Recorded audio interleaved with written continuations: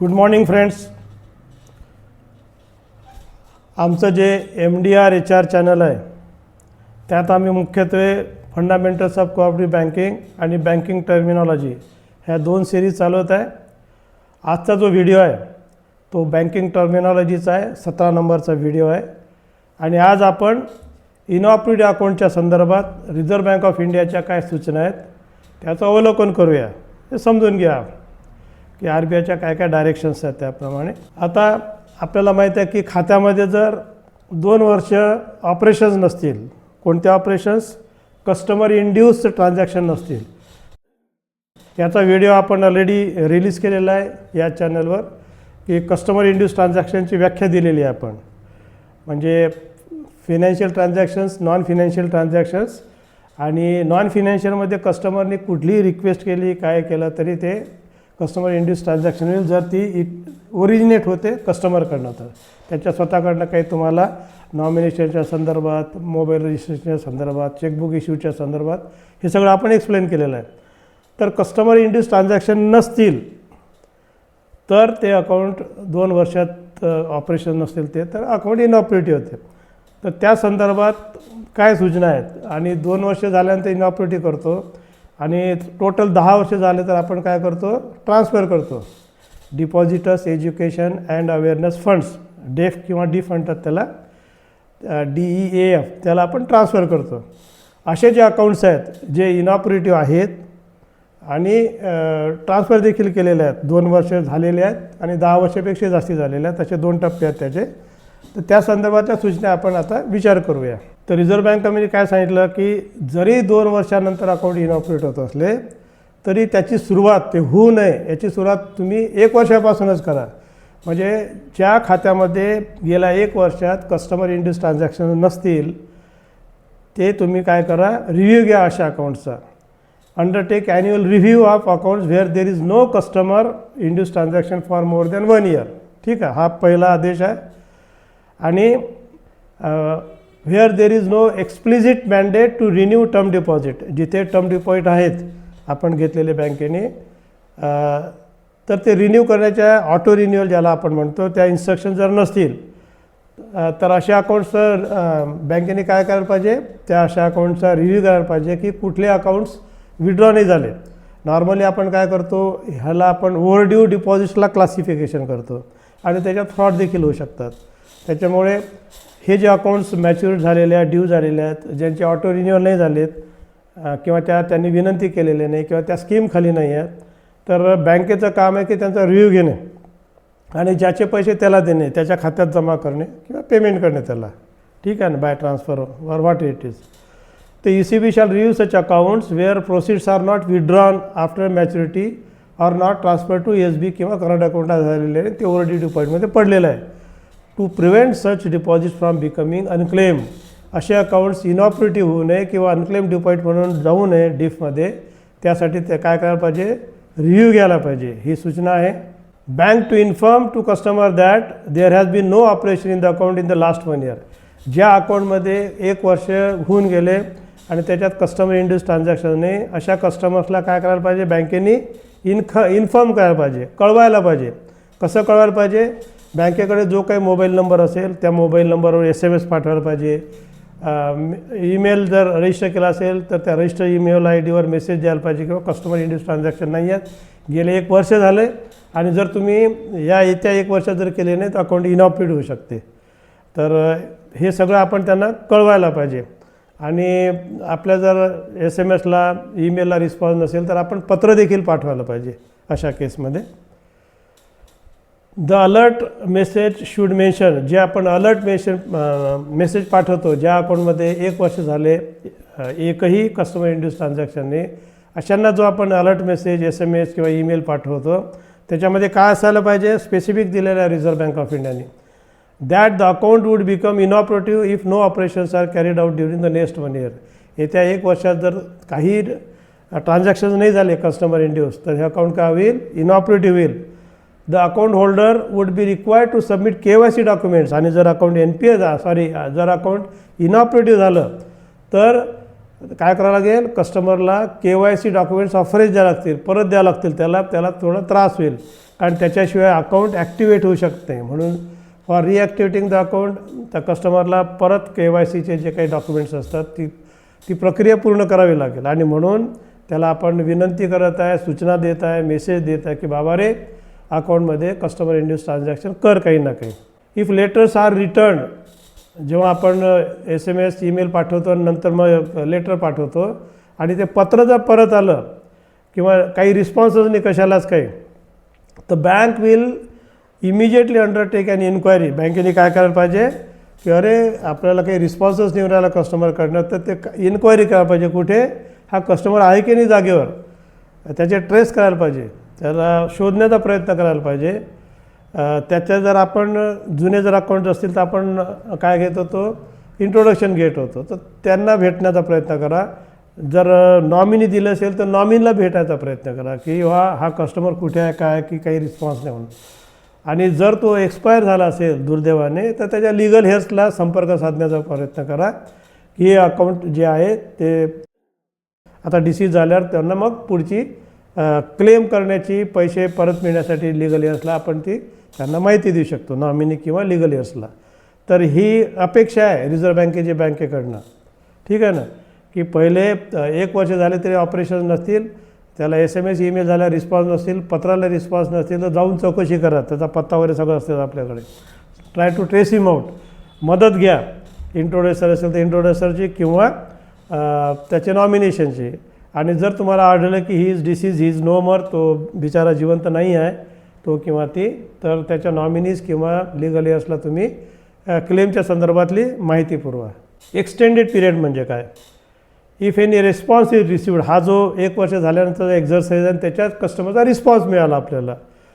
आणि मग काय करतो आपण, if any response is received from the customer giving reasons for not operating the account, तो काही कारणं सांगेल कशामुळे त्याने खातं ऑपरेशन नाही केलं.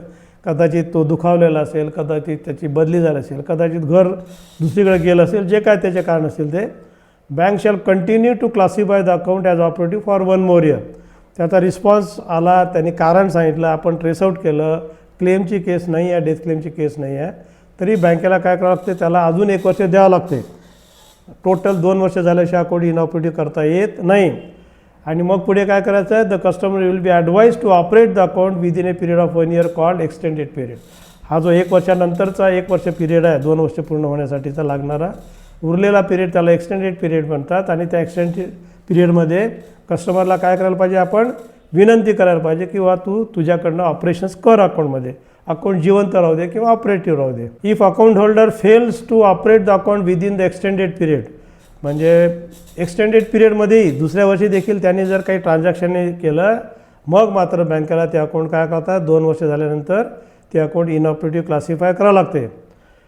आणि हे एक लक्षात ठेवा, हे जो 2 वर्षाचा पिरियड आहे त्याच्यात कुठलं गृहीत धरलं जाते, only customer induce transactions and not bank induce. बँकेने केलेले जे काही खात्यात समजा मिनिमम बॅलन्सचे चार्जेस लावले तर बँकेने लावलेले आहेत, तर that is not customer induce transaction. So only customer induce transaction and not bank induce transaction should be considered. Classification as inoperative should be for a particular account. ते विशिष्ट अकाउंटलाच तुम्हाला इनऑपरेटिव्ह करता आहे. समजा माझे 2 अकाउंट्स आहेत, एकामध्ये मी ऑपरेशन केलं, दुसऱ्याला नाही केले, तर माझं ज्याच्यात ऑपरेशन नाही कस्टमर इंड्यूस ट्रान्झॅक्शन नाही तेच इनऑपरेटिव्ह करतात, ते दुसरं खातं करायचं नाही. म्हणजे आपल्याला वेगळ्या भाषेत सांगायचं म्हणजे UCIC बेस नाही करायचं, अकाउंट बेस करायचं आपल्याला. If a customer is having multiple accounts deposit, such account should be assess individually for the purpose of inoperative unclaim deposit. ज्यामध्ये नाही आहे अकाउंट वाईज जायचं, कस्टमर वाईज नाही जायचं. थोडक्यात ज्याच्या ट्रान्झॅक्शन नाही त्यालाच आपण क्लासिफाय करू शकतो inoperative account. If the account is inoperative due to shifting of primary account to another bank, त्यांनी काय केलं की त्याचं जे मुख्य अकाउंट आहे त्यांनी दुसरीकडे शिफ्ट केलं किंवा अकाउंट ओपन केलं, जे काय असेल ते कारणं कुठली असो, जागा बदलली, बदली झाली, त्याच्या घराच्या जवळ शाखा उघडली कुठल्या बँकेची, the inoperative account holder may be request to provide the details of the new bank. वा जिथे तुला खातं उघडायचं, ऑपरेट करत आहे सध्या तुला आमच्या बँकेतल्या खात्याची गरज नाही, तुला ऑपरेशन करायचे नाही आहेत, तर तू काय कर, ते जे अकाउंट आहे त्या बँकेचे ब्रँचचे अकाउंटचे डिटेल्स दे, म्हणजे IFSC कोडसह. आम्ही तू जर विनंती केली तर आम्ही तुझ्या खात्यातला सगळा अकाउंटमध्ये कुठे ट्रान्सफर करू, तुझं जे ऑपरेटिव्ह अकाउंट आहे तुझं ज्या बँकेत आहे तिथे आम्ही त्या अमाऊंट ट्रान्सफर करू. The inoperative account holder may be requested to provide the details of the new bank account with authorization to enable the bank to transfer the balance from the existing bank account. आपल्याकडे जे इनऑपरेटिव्ह account आहे आणि दुसरीकडे तो जो operations करत आहे त्या खात्यामध्ये त्याचे पैसे ट्रान्सफर करायची त्यांनी जर आपल्याला लेखी संमती दिली तर आपण ते करून द्यायचे. आता बरेचदा आपण बँकेमध्ये वेगवेगळ्या प्रकारचे खाते ओपन करतो. तो उदाहरणार्थ स्कॉलरशिपचे अकाउंट्स, ज्या विद्यार्थ्यांना स्कॉलरशिप मिळते ते खाते ओपन करतात. काही खात्यांना DBT म्हणजे direct benefit transfer, Ladki Bahin योजना वगैरे सारखे असतात ज्याच्यात डायरेक्ट पैसे येतात, किंवा जिथे गव्हर्नमेंट सबसिडीज मिळतात पण खाते उघडल्या जातात, पर्टिक्युलर रिझनसाठी खाते उघडल्या जातात, ते ऑपरेशनसाठी असतातच असं नाही आहे. तो such account should be segregated in CBS. हे आपल्याला ओपन करतानाच माहीत आहे. त्याच्यामुळे असे अकाउंट कुठे करायला पाहिजे, CBSमध्ये वेगळं GL हेड करायचं आणि त्याच्यात हे सेग्रिगेट करायचे. SBमध्ये एक हेड द्यावं लागेल तुम्हाला. Stipulation of inoperative account is not applicable. हे जे अकाउंट्स आहेत हे सगळ्यात महत्त्वाची सूचना आहे, जे फक्त स्कॉलरशिपसाठी किंवा डायरेक्ट बेनिफिट ट्रान्सफरसाठी किंवा गव्हर्नमेंट सबसिडीसाठी ओपन केले जातात. त्यांना इनऑपरेटिव्ह मार्क करायचं नाही. म्हणजे लाडकी बहीण योजनेखाली जर खातं उघडलं असेल आणि त्याच्यात ऑपरेशन असतील, कस्टमर इंड्यूस ट्रान्झॅक्शन नसतील तरी देखील ते अकाउंट इनऑपरेटिव्ह मार्क करू नये. Due diligence to be observe. पण याला मोकळं सोडायचं का नाही आहे. आपण जे KYCच्या ज्या व्हिडिओज आहेत त्याच्यात बघितलं की ड्यू डिलिजन्स करावं लागतं, ते मात्र आपल्याला करणे आवश्यक आहे.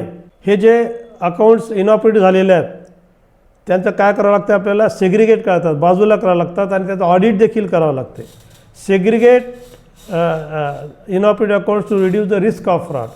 जी फ्रॉडची रिस्क असते, कारण त्याच्यात कोणी येत नाही, त्याच्यात ऑपरेशन नसतात आणि त्याच्यामुळे ते काय करायला पाहिजे, सेग्रिगेट करायला पाहिजे. सिस्टीमच्या थोडं बाजूला करा किंवा हेड ऑफिसला घ्या, जे काय प्रत्येक बँकेचे IT सोल्युशन जे सांगतील ते, पण ते सेग्रिगेट वेगळे असायला पाहिजे. नॉर्मल ऑपरेटिव्ह अकाउंट्समध्ये ते असता कामा नये. तर transaction is reactivated in reactivated account shall be monitor regularly. आणि जे अकाउंट इनऑपरेटिव्हचे ऑपरेटिव्ह होतात त्यांच्यातले जे ट्रान्झॅक्शन्स आहेत कमीत कमी पहिले 6 महिने तरी मॉनिटर करायला पाहिजे की बाबा रे यांनी इनऑपरेटिव्ह ऑपरेटिव्ह केलं, सडनली त्याचे जे काही इन्कम आहे, KYC डॉक्युमेंट्स आहेत त्याची जी सुसंगत आहेत की नाही आहे, म्हणजे रिस्क पॉईंट ऑफ व्ह्यूने. आणि हे कोणी काम करायला पाहिजे, हे कंट्रोलिंग ऑथॉरिटी म्हणजे हेड ऑफिसच्या लेवलला हे व्हायला पाहिजे. Facility of activation of account should be provided at all the branches. CBS आहे, त्या बँकेचा कस्टमर कुठल्याही शाखेत जाऊन त्याचा अकाउंट जर इनऑपरेटिव्ह असेल तर ऑपरेटिव्ह करू शकतो. ही फॅसिलिटी कस्टमरला द्यायला पाहिजे. त्याला पोस्ट ऑफिससारखं अप्रोच करून फिरवायला नाही पाहिजे, या शाखेला जा तिथे जा म्हणून. Bank shall endeavour to provide VCIP for activation. आपण video customer identification process already आपण व्हिडिओ लॉन्च केलेला आहे, यूट्यूबवर बघून घ्या. बँकेने प्रयत्न करायला पाहिजे की असे इनऑपरेटिव्ह अकाउंट्स ऑपरेटिव्ह करण्यासाठी VCIPची देखील व्हिडिओ बेस्ड CIPची देखील मदत आपण घेऊ शकतो, किंवा ऑथराईज बिझनेस करेस्पॉन्डंट जे असतात त्यांची देखील बँक मदत घेऊ शकते. आता RBIच्या परत काय काय सूचना आहेत, कशा कस्टमरला ट्रेस करा, शोधून काढा. जे इनऑपरेटिव्ह अकाउंट्स आहेत त्या अकाउंट होल्डर्सला शोधून काढा. ट्रेसिंग ऑफ कस्टमर्स ऑफ इनऑपरेटिव्ह किंवा अनक्लेम डिपॉझिट. 10 वर्ष झाल्यानंतर आपण अनक्लेम डिपॉझिट आपण पाठवून देतो डिपॉझिटर्स एज्युकेशन अँड अवेअरनेस फंडमध्ये. तर bank shall contact through letters, through SMS, email मागायची जायला पाहिजे. रजिस्टर जर मोबाईल नंबर असेल तर तुम्ही SMS पाठवा, ईमेल असेल तर ईमेल पाठवा, पत्र पाठवा. आणि दर क्वार्टरला हे जायला पाहिजेत. SMS किंवा मेल किंवा पत्र हे जायला पाहिजेत, हे लक्षात घ्या. क्वार्टरली फ्रिक्वेन्सी दिलेली आहे त्यांनी. The bank shall contact introducer nominee if account holder is not traceable. बँकेने काय करायला पाहिजे, त्याचा जर आपण घेतलेला असेल जुन्या अकाउंटला इंट्रोडक्शन घेतो तर इंट्रोड्युसर किंवा नॉमिनीला भेटून त्याला शोधण्याचा प्रयत्न करायला पाहिजे. Special drive should be undertaken. Specific दिलेलं आहे. आपल्याला काय करावं लागतात, स्पेशल ड्राईव्ह घ्यावे लागतात, बरोबर आहे. सप्ताह साजरे करा, 15वाडा साजरा करा. कशासाठी, हे जे इनऑपरेटिव्ह अकाउंट होल्डर्स आहेत त्यांच्या शोधण्यासाठी, म्हणजे शोध मोहीम एक प्रकारची म्हटलं तरी चालेल, घ्यावी लागते. जेणेकरून त्या लोकांचे अकाउंट रिॲक्टिवेट तरी करा किंवा त्यांचे जिथे अकाउंट चालू आहे तिथे फंड ट्रान्सफर करा किंवा ते जर डिसीज असतील, एक्सपायर झाले असतील तर त्याच्या लिगल हेअर्सला किंवा नॉमिनीला पेमेंट तरी करायला पाहिजे. आता activation of inoperative accounts, inoperative to operative convert करायला काय करायला पाहिजे त्याच्या देखील सूचना दिलेल्या आहेत RBIने. Facility of activation should be provided at all the branches. Bank shall endeavour to provide VCIP for activation आणि services of authorise BC can be utilise. हे आपलं झालेलंच आहे. नंतर accounts including under freeze by enforcement ऑथॉरिटीजच्या बाबतीत काय सूचना दिलेल्या आहेत. काही अकाउंट्स फ्रीज केलेले असतात एन्फोर्समेंट डायरेक्टरकडनं किंवा इन्कम टॅक्स EDकडनं जे काय असेल ते. आणि मग काय होते की ते कधी ॲक्टिवेट करायचे आपण, तर they can be activated by following KYC guidelines. म्हणजे त्याला देखील KYC गाईडलाईन्स लागू आहे इनऑपरेटिव्ह टू ऑपरेटिव्ह करायचं असेल तर. मग ते अकाउंट सरकारी यंत्रणेद्वारे फ्रीज केले असले तरी देखील, असा त्याचा अर्थ आहे. Activation through maker and checker process झालं पाहिजे. Checker should be same or higher level officer. Activation junior लेवलला शक्यतोवर देऊ नये. मेकर चेकर म्हणजे दोघांचे पाहिजे आणि चेकर जो आहे तो त्याच्या ॲटलिस्ट बरोबरीचा पाहिजे किंवा त्याला सिनियर पाहिजे. System logs shall be maintained. हे जे आपण प्रक्रिया करतो इनऑपरेटिव्ह टू ऑपरेटिव्हची त्याचे सिस्टीम लॉग मेंटेन करायला पाहिजे. In case of any activity for concurrent purpose. कशासाठी लॉग मेंटेन करायला पाहिजे, आपल्याला त्याचं कॉन्करंट ऑडिट करायचं आहे. कॉन्करंट ऑडिटच्या स्कोपमध्ये ॲड करावं लागेल आणि किती पिरियडपर्यंत तो सिस्टीम लॉग ठेवायचा हे त्या बँकेने स्वतः ठरवायचं आहे. 6 महिने 1 वर्ष जे काय पिरियड असेल ते, पण ॲटलिस्ट 1 वर्ष तरी ठेवा असं माझं मत आहे. A customer should be inform through through SMS email that his account has been activated immediately. आणि जेव्हा इनऑपरेटिव्ह टू ऑपरेटिव्ह करतो तेव्हा त्याला SMS गेला पाहिजे किंवा ईमेल गेला पाहिजे की आता रे तुझं अकाउंट इनऑपरेटिव्ह स्टेटस होतं, आता त्याचं बदललं आणि काय झालं ते ऑपरेटिव्ह स्टेटस झालं. आणि हे जेव्हा आपण कळतं त्याला इनऑपरेटिव्ह टू ऑपरेटिव्ह झालं, त्याच याच्यात अजून काय काय मेन्शन पाहिजे. Intimate him the remedial measures available to him to report unauthorize access. म्हणजे अनऑथराइज ॲक्सेस कोणाला मिळू नये, तर ते त्याला जर झाला तर ते काय करायला पाहिजे अशा परिस्थितीमध्ये, तर त्याला आपण ते कळवायला पाहिजे. Intimate him the remedial measures available to him म्हणजे बँकेला त्यांनी कसं कळवायचं, बँकेकडे काय यंत्रणा आहे, तर ते सगळं त्याच्यात जर टोल फ्री नंबर असेल किंवा स्पेसिफाईड डेसिग्नेटेड ऑफिसर असेल 24/7 सेवा असेल, जे काही बँकेची व्यवस्था आहे ती त्यांनी त्याला कळवायला पाहिजे. त्याला फिरायला तर नाही पाहिजे की कोणाला कळवायचं माझ्या अकाउंटमध्ये अनऑथराइज ट्रान्झॅक्शन झाले म्हणून. त्याचप्रमाणे ही जी ॲक्टिवेशन करायचं अकाउंट इनऑपरेटिव्ह टू ऑपरेटिव्ह करायचं आहे आणि ॲक्टिवेट करायचं ही प्रक्रिया आहे. कस्टमरने जेव्हा पूर्ण आपल्याला डॉक्युमेंट दिले, पेपर्स दिले, तर 3 वर्किंग डेजच्या आत करायचे. 3 दिवसाच्या आत करायच्या, 3 वर्किंग डेज. उगीच लिंगरिंग ठेवू नका, त्याला इनकन्व्हिनियन्स देऊ नका. आता हे जे इनऑपरेटिव्ह अकाउंट्स असतात त्याला इंटरेस्टचं काय, तर जे काही आपण पिरियडिसिटी असते इंटरेस्टची, जो काही व्याजदर आहे तोच द्यायचा. त्याच्यात काही बदल नाही. जरी अकाउंट इनऑपरेटिव्ह असलं तरी हे बँक इंड्यूस ट्रान्झॅक्शन आहे. Payment should be periodically made irrespective of status of account. Levy of charges. या इनऑपरेटिव्ह अकाउंटला चार्जेस डेबिट टाकता येतात का? नो. कुठल्याही प्रकारचं त्याला चार्जेस लावू नका किंवा इनऑपरेटिव्ह टू ऑपरेटिव्ह झालं तेव्हा देखील लावू नका की आता ऑपरेटिव्ह करायसाठी आम्ही इतके चार्जेस लावलो, आम्ही इतके प्रयत्न केले, पत्र पाठवले, माणसं गेले वगैरे वगैरे. आपल्याला 1 रुपया देखील डेबिट टाकता येत नाही इनऑपरेटिव्ह असताना किंवा इनऑपरेटिव्ह टू ऑपरेटिव्ह झाल्यावर. आता जे अकाउंट्स बँकेचे इनऑपरेटिव्ह झाले किंवा अनक्लेम डिपॉझिट्स आहेत जे गेले डीफमध्ये, तर ते सर्च फॅसिलिटी असायला पाहिजे, तो डिस्प्ले असायला पाहिजे. तो कसा असायला पाहिजे? होच द डिटेल्स म्हणजे वेबसाईटवर काय काय असायला पाहिजे, त्या इनऑपरेटिव्ह अकाउंट्स किंवा डीफच्या अकाउंटचे नाव, फक्त नाव, ॲड्रेसमध्ये पिन नको, पिन कोड नको, पोस्टल इंडेक्स नंबर नको. नंतर UDRN पाहिजे. UDRN म्हणजे अनक्लेम डिपॉझिट रजिस्ट्रेशन नंबर. प्रत्येक अकाउंटला हा नंबर जनरेट व्हायला पाहिजे. हे वेबसाईटवर तुम्हाला डिटेल्स टाकावं लागतील.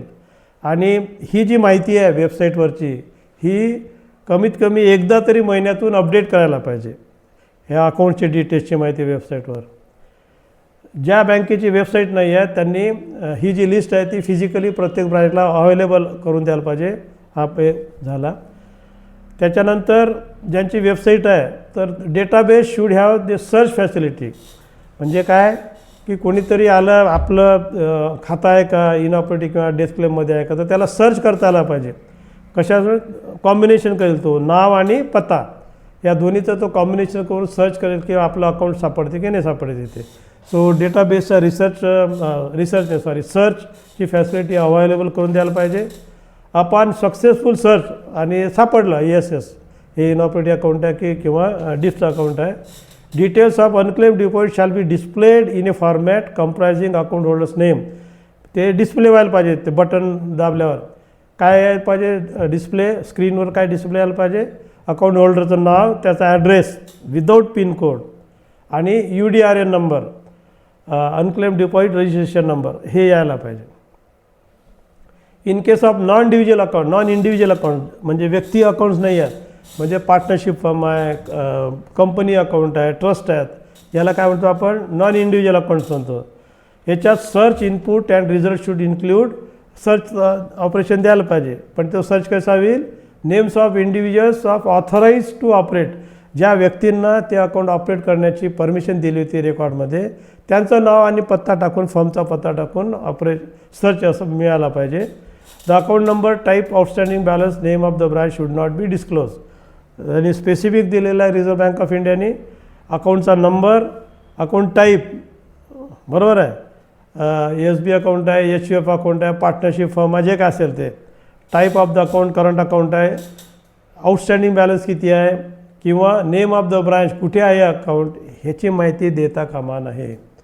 त्या बँकेत ते आहे एवढंच त्याला कळलं पाहिजे आहे म्हणून हे सिक्रेट ठेवायला पाहिजे. बँकेने हे लक्षात ठेवा कळू नका account number account type outstanding balance आणि कुठल्या ब्रांचला आहे हे कळवता कामा नये. आता फ्रॉड रिस्क मॅनेजमेंट इनऑपरेटिव्ह अकाउंट्स RBIने याच्या देखील सूचना दिलेल्या आहेत की हे असे जे इनऑपरेटिव्ह अकाउंट्स आहेत फ्रॉड होण्याची शक्यता जास्ती असते. तर shall not allow debit transaction. अशा अकाउंटमध्ये इनऑपरेटिव्ह अकाउंटला डेबिट ट्रान्झॅक्शन अलाउ करू नका. कधीपर्यंत जोपर्यंत ते ॲक्टिवेट होत नाही जोपर्यंत ते इनऑपरेटिव्हचं ऑपरेटिव्ह होत नाही तोपर्यंत त्याच्या ट्रान्झॅक्शन अलाउ करू नका. Bank may consider cooling off period on reactivation. Account इनऑपरेटिव्हचं ऑपरेटिव्ह झाल्यावर त्याच्यात किती दिवस ऑपरेशन करू नाही द्यायचं त्याला कूलिंग पिरियड म्हणतात. हे बँकेने स्वतःच्या पॉलिसीप्रमाणे ठरवायचं आहे. On reactivation with restriction on number and amount of transaction. 3 दिवस करू द्यायचं नाही. त्यानंतर नंबर ऑफ ट्रान्झॅक्शन्स किंवा amount wise transaction number wise as may be applicable for newly open accounts in the bank. जशी बँक काळजी घेते नवीन खाते उघडल्यावर आपण त्याला नॉर्मली जे नवीन अकाउंट्स ओपन करतो ते हाय रिस्क ट्रीट करतो आणि दे आर क्लोजली मॉनिटर. जसं नवीन बाळाचा जन्म झाल्यानंतर he is closely monitor bye doctors तसं बँकेमध्ये जेव्हा नवीन खातं ओपन करतो तेव्हा आपण एक्स्ट्रा काळजी घेतो. तशीच काळजी इनऑपरेटिव्ह टू ऑपरेटिव्ह अकाउंट झाले तर ते घ्यायला पाहिजे अशी भूमिका रिझर्व्ह बँकेची आहे. Ensure that there is no unauthorise access to customer data pertaining to inoperative accounts. Inoperative अकाउंट्सचा डेटा हा लीक होता कामा नये. ठीक आहे. इथेसुद्धा आता आपला व्हिडिओ टाकलेला आहे DPTP ॲक्टवर तो लागू होणार आहे तर त्याच्यात बँकेला अडचण येऊ शकते. इनऑपरेटिव्ह अकाउंटचा डेटा लीक होता कामा नये. Adequate measures to be taken for breach होऊ नये डाटा लीक होऊ नये. थेफ्ट ऑफ डाटा चोरीला जाऊ नये हे डेटा आणि त्याचा मिसयूज होऊ नये फ्रॉडुलंट पर्पजसाठी का कुठल्याही पर्पजसाठी. मिसयूजचा विषयच नाही DPTP ॲक्टमध्ये. ब्रीच झालं की पेनल्टी आहे. त्यामुळे आपल्याला याची खूप काळजी घ्यावी लागेल.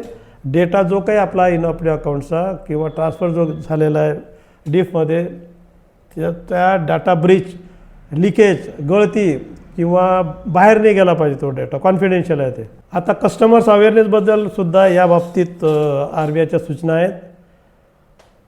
तर RBI काय म्हणते की कस्टमरला तुम्ही कळवा सांगा डिस्प्ले करा वेबसाईटवर काय की इनऑपरेटिव्ह अकाउंटचा ऑपरेटिव्ह करायसाठी काय प्रोसिजर आहे. How to activate inoperative account. Process of activation of inoperative account किंवा अनक्लेम डिपॉझिट वेबसाईटवर टाका आणि त्याला त्याचं अकाउंट सापडलं सर्च ऑपरेशनमध्ये त्याच्या तर क्लेम कसा करायचा ती प्रोसिजर देखील तुमच्या वेबसाईटवर पाहिजे. Bank shall conduct public awareness and financial literacy campaigns. लोकांना याची माहिती द्या की तुमचे जर अकाउंट्स असतील तर ते ट्रेस कसे करायचे आणि तुम्हाला पैसे मिळू शकतात, ते गेलेले नाहीत, तुमचे डुबलेले नाहीत. म्हणून आपल्याला काय करावं लागते, we are expected to educate the members of the public about activation of inoperative accounts. ॲक्टिव्हेशनसाठी लोकांना काय अवेअरनेस आणा, जिथे जिथे आपल्या काय मीटिंग्स होतात, AGM होतात, याच्यामध्ये ही माहिती द्यायला पाहिजे. The procedure to claim amounts lying there in by depositor nominee legal heirs. आणि ती जी रक्कम आहे ती त्या डिपॉझिटरला, तो जर हयात नसेल तर त्याच्या नॉमिनीला, नॉमिनेशन नसेल तर लिगल इयर्सला मिळू शकते.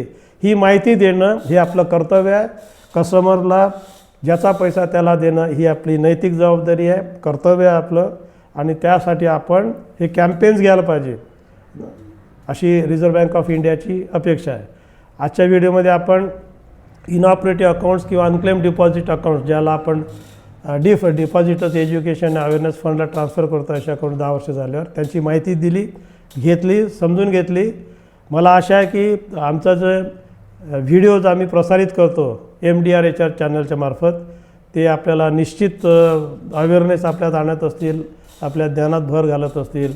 आपण जर कंटेंटबद्दल समाधानी असाल तर मी अपील करतो की आमचं चॅनल तुम्ही सबस्क्राईब करा, लाईकचं बटन दाबा आणि आम्हाला प्रोत्साहित करा. त्यामुळे आम्हाला एनर्जी प्राप्त होते आणि अजून नवीन नवीन व्हिडिओ तयार करण्यासाठी आम्ही उद्युक्त होतो. थँक्यू. धन्यवाद.